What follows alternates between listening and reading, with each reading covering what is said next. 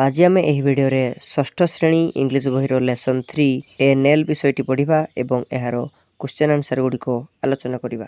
Nail कहले कंटा।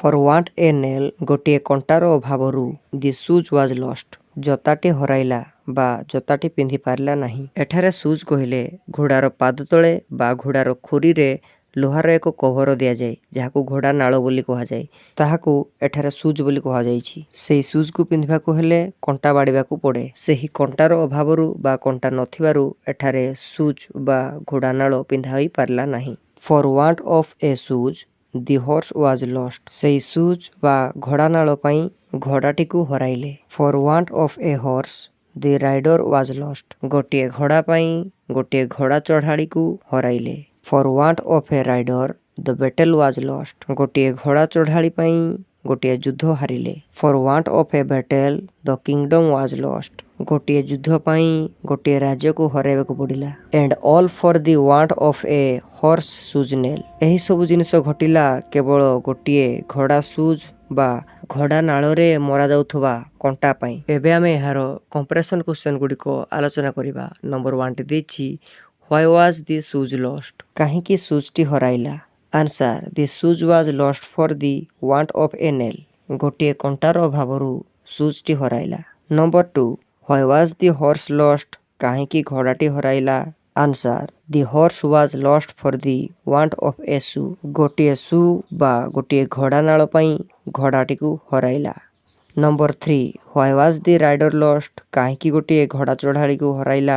Answer the rider was lost for the want of a horse। गोटे घोड़ा पई गोटे घोड़ा चढ़ाड़ी को हराइला। Number 4 Why was the battle lost? काहींकि गोटे युद्ध हारिगला। Answer the battle was lost for the want of a rider। गोटे घोड़ा चढ़ाड़ी रो अभावरू गोटे युद्ध को हारिगला। Number 5 Why was the kingdom lost? काहींकि गोटे राज्य हराइला।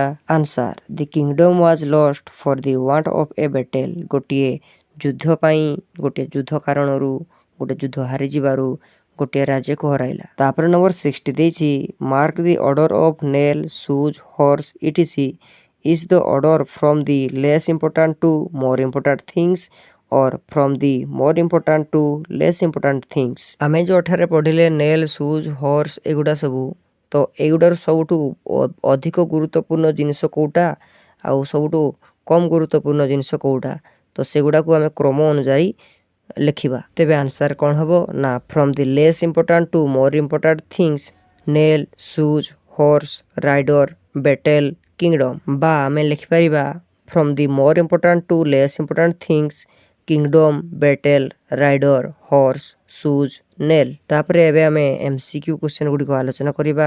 फर्स्ट बिटे देछि the shoes was lost for the want of a nail हबो। सेकंड बिटे हबो the horse was lost for the want of a shoes. Third बिटे हबो for the want of a battle the kingdom was lost. Fourth बिटे हबो all were lost only for a horse shoes nail. तापर 5 number बिटा देछि which of the following to go together. तळे दियाइथिबा गुडिको मध्यरु कें गुडिको एका सहित जाउछंती टिक द राइट वन। जोटा होउछि ठीक ता पाखरे आमे राइट चिन्ह दबा। एठारे आंसर हबो डीटा हॉर्स एंड राइडर। तापर एठारे देछि ए को बी रे मैच करिया पई गोटिए फर्स्ट नंबरटा देछि for want of the battle the kingdom was lost. सेमिति नंबर 2 टा हबो for want of the horse the rider was lost.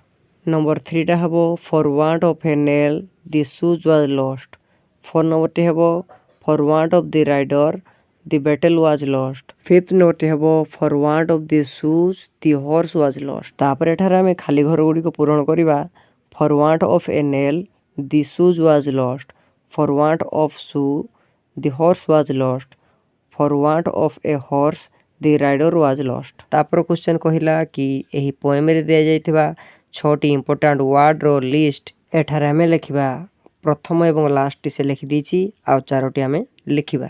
तेबे कोन हेबो ना शू हॉर्स राइडर बैटल। तापर देछि लेस इंपोर्टेंट थिंग्स रु मोर इंपोर्टेंट थिंग्स गो दीटा कर देछि। तापर उडा हमें लिखिबा देछि नेल शूज। तापर हेबो हॉर्स राइडर बैटल तापर हेबो किंगडम। तापर एठारे गोटे जेमिति कर देछि सेमिति हमें अन्य गुडी को करिबा।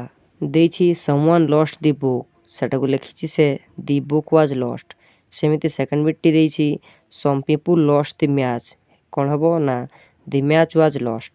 ଥାର୍ଡ ନମ୍ବରଟି ଦେଇଛି ସମୱାନ୍ ଲଷ୍ଟ ଦି ହର୍ସ, କ'ଣ ହେବ ନା the horse was lost. Fourth ନମ୍ବରଟି ଦେଇଛି ସମୱାନ୍ ଲଷ୍ଟ ଦି ପେନ୍, କ'ଣ ହେବ ନା ଦି ପେନ୍ ୱାଜ୍ ଲଷ୍ଟ। ତାପରେ ଏବେ ଆମେ ସେସନ୍ 5ଟି କରିବା। For want of a battle the kingdom was lost. For want of a rider the battle was lost. For want of a horse the rider was lost. For want of a shoe the horse was lost. For want of a nail the shoe was lost. ତାପରେ ଏଠାରେ ମୁଁ session 6ର ଆନ୍ସାର ଗୁଡ଼ିକ ସିଧା କରିଦେଉଛି, ତୁମେମାନେ ଲେଖି ପକାଇବ।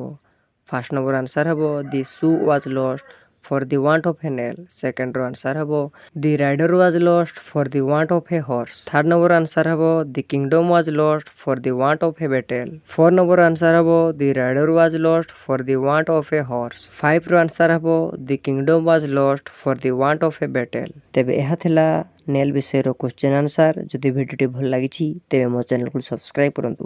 Thank you for watching.